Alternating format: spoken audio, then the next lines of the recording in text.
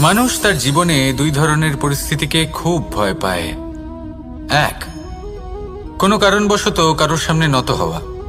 দুই, কোনো কারণে নিজের চরিত্র থেকে, নিজের মূল্যবোধ থেকে বিচ্যুত হওয়া।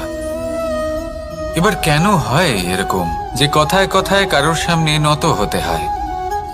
কেন বারংবার নিজের চরিত্র থেকে চ্যুত হতে হয়? এরকম কেন হয়? এটা তখনই হয় যখন আমাদের শিক্ষা এবং মূল্যবোধের অভাব থাকে।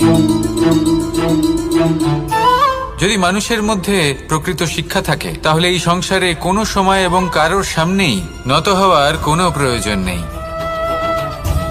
যদি মানুষের মধ্যে মূল্যবোধ থাকে, তাহলে তাকে নিজের মূল্যবোধ বা চরিত্র থেকে বিচ্যুত হতে হয় না, তা সে যাই হয়ে যাক না কেন।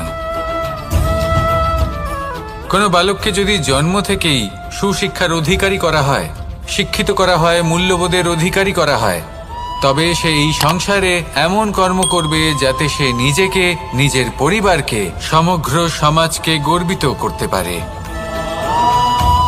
শিক্ষা লাভ করুন, মূল্যবোধ লাভ করুন এবং আমার সাথে ভালোবেসে বলুন,